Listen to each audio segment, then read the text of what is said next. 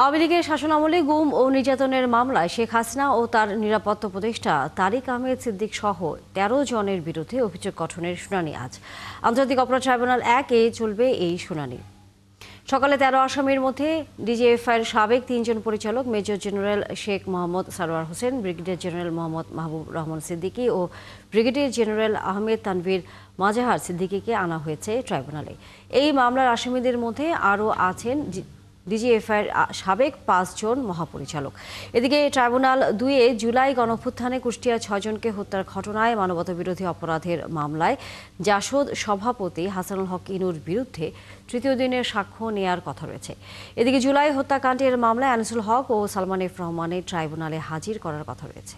ট্রাইব্যুনালে আছেন আমাদের সহকর্মী মাইনুল মারুফ, আমরা যুক্ত হচ্ছি তার সাথে। মাইনুল, ট্রাইব্যুনালের মামলাগুলোর সম্পর্কে কি তথ্য আছে আপনার কাছে?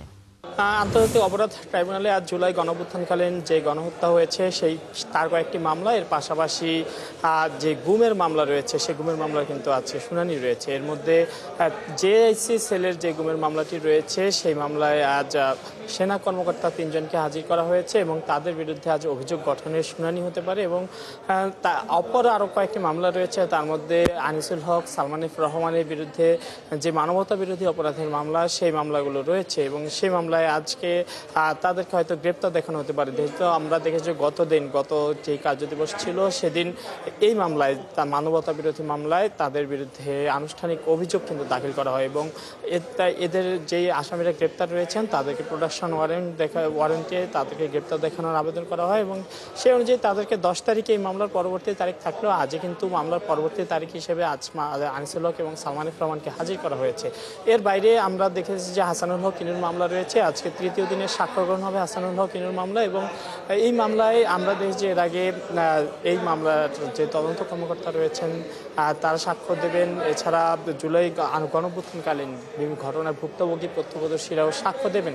এর মধ্যে কিন্তু ২ থেকে ৩ জন সাক্ষ্য দিয়েছেন এবং তারা কিন্তু তাদের ঘটনার বর্ণনায় জুলাই গণঅভ্যুত্থানকালীন যে নির্মমতা নৃশংসতা রয়েছে তা কিন্তু তুলে ধরেছেন। পাশাপাশি হাসানুল হক ইনুর বিরুদ্ধে ৬ জনকে হত্যার অভিযোগ আনা হয়েছে এবং এই ৬ জনের স্বজনরাও কিন্তু এই ট্রাইব্যুনালে এসে সাক্ষ্য দেওয়ার কথা রয়েছে। এর মধ্যে আমি যদি বলি যে এই কুষ্টিয়ায় যে ৬ জনকে হত্যার অভিযোগ রয়েছে এর পাশাপাশি তার বিরুদ্ধে জুলাই গণঅভ্যুত্থানকালীন সময়ে কমান্ড রেসপন্সিবিলিটি বা ষড়যন্ত্রের অভিযোগও কিন্তু আনা হয়েছে। সে সকল অভিযোগও কিন্তু তার বিরুদ্ধে সাক্ষ্য গ্রহণ হবে এবং এই মামলায় কিন্তু তার বিচার কার্যক্রম চলছে।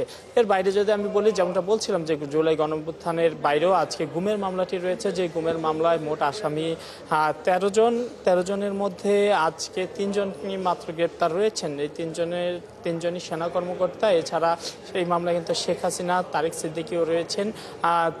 তারাও কিন্তু এই মামলার আসামি, গুমের মামলায় তাদের নির্দেশেই গুম করা হতো এমন কথা কিন্তু বলা হয়েছে অভিযোগে।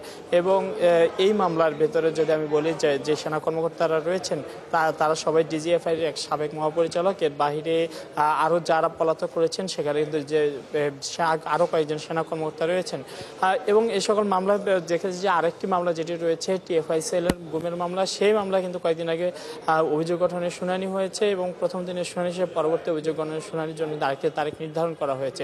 সম্মিলে যদি বলি জুলাই গণঅভ্যুত্থানকালীন মামলার পাশাপাশি আছে গুমের মামলাও রয়েছে এবং গুমের মামলায় কিন্তু বিচার আনুষ্ঠানিকভাবে শুরু হতে চলেছে এবং খুব দ্রুতই হয়তো। ধন্যবাদ মাইনুল মারুফ, নিশ্চয়ই আমরা ফিরবো পরবর্তীতে আবারও নানা তথ্য জানবার জন্য। দর্শক, সহকর্মী মাইনুল মারুফ ছিলেন এতক্ষণ আন্তর্জাতিক অপরাধ ট্রাইব্যুনাল থেকে।